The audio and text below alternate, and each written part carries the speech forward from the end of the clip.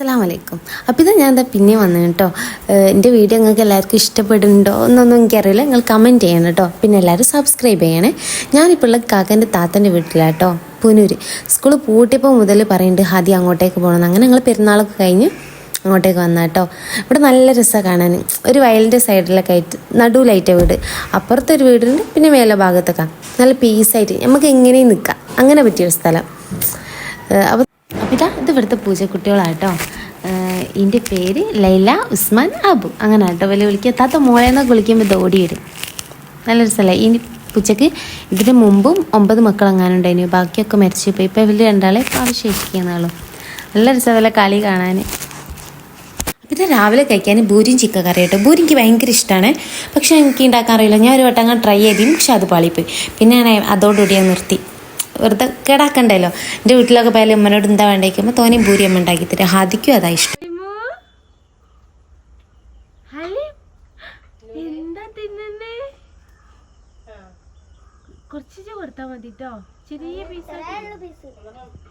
അങ്ങനെ ഹാലിമിൻ്റെ ഞങ്ങളൊക്കെ ഫുഡ് അടി കഴിഞ്ഞ് ഹാലിമിനൊന്ന് ഉറങ്ങണം. അപ്പോൾ ഞങ്ങൾ തൊട്ടില കിട്ടട്ടെ. അവിടെ തൊട്ടിലല്ല, മിന്നു അലമാറിൻ്റെ മുകളിലൊക്കെ കയറി സാഹസികമായി തൊട്ടില കെട്ടുന്നുണ്ട്. അങ്ങനെ കുറേ നേരത്തെ പരിശ്രമത്തിനൊടുവിൽ ഞങ്ങൾ തൊട്ടില കെട്ടിയിട്ടോ ഗൈസ്. ഇല്ലല്ല കുട്ടിക്ക് പല്ലില്ല. അങ്ങനെ കുറേ നേരത്തെ പരിശ്രമങ്ങൾക്കൊടുവിൽ ഹാലിം ഉറങ്ങിയിട്ട് അങ്ങനെ നേരെ അടുക്കളയിലേക്ക് വന്ന് കുറച്ച് പാത്രം കഴുകാണ്ടായിരുന്നു. തിന്നാൽ മാത്രം പോരല്ലോ. അങ്ങനെ കുറച്ച് പാത്രമൊക്കെ കഴുകി തോന്നുന്നില്ല കുറച്ചൊക്കെ ക്ലീൻ ആക്കിയപ്പോഴത്തേനും ഒരു മുറ്റത്തേക്ക് ഇറങ്ങിയിട്ടുണ്ടായിരുന്നു മുരിങ്ങേൻ്റെ ഇല പറിക്കാൻ വേണ്ടി, ഉപ്പേരി വെക്കാൻ വേണ്ടി. അപ്പം ഞാനും അങ്ങോട്ടേക്ക് ഇറങ്ങിയിട്ടുണ്ടായിരുന്നു. മുരിങ്ങേൻ്റെ ഇല പറിക്കാൻ പോവാ. സെയിൻതാത്തനെ കാണിക്കേണ്ട.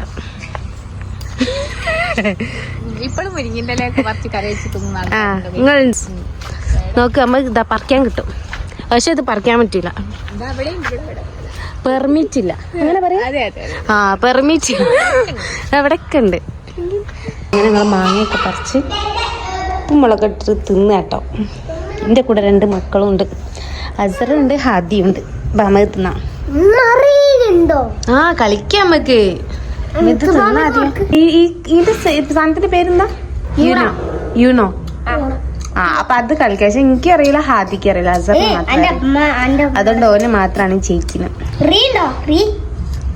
റീ ഏതാടാ മോനെ?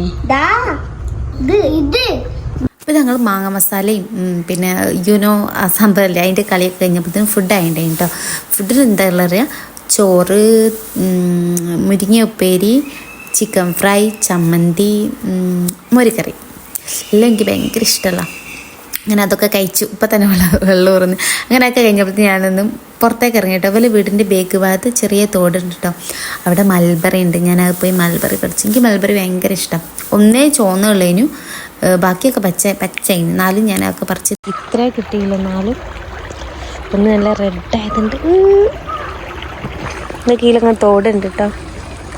നല്ല രസമാണ് അവിടെ കാണാൻ.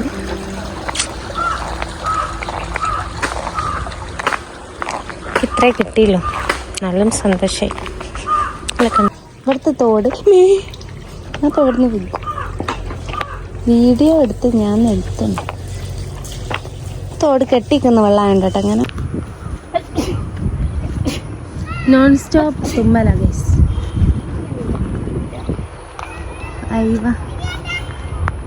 വീട് പഴയ വീട്. ഇവിടെ പൂച്ചവാലുണ്ടേ. എന്നിട്ട് വലി പറിച്ച് കഴിഞ്ഞതിന് ശേഷമാണ് അവിടെ ചേച്ചീൻ്റെ അടുത്ത് പോയി സമ്മതം ചോദിക്കുന്നത്. ഇതാ പൂച്ചവാല് കണ്ടോ? അതിൻ്റെ ഇടയിൽ ഗൈസിന്റെ ഫോണൊന്ന് വെള്ളത്തിൽ വീണ്. ഇവിടെ വീണ് അടി കിട്ടുന്നോട്. പറയാനുള്ളത് ഓള് പറയും, ഞാൻ വീഡിയോ എടുക്കാം. പറഞ്ഞോ എന്താ പറയാനുള്ള വെച്ചാല് ഇതാ കണ്ടോ അളിയാന്ന്.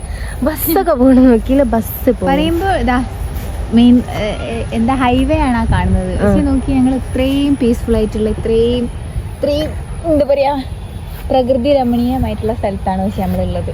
ഇതാണ് ഞങ്ങളെ വീട്.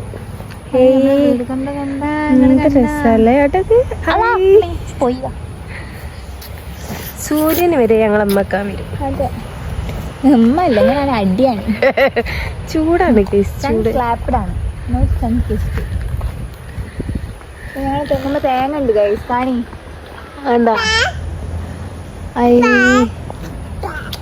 തേങ്ങയുണ്ട്, മാങ്ങയുണ്ട്,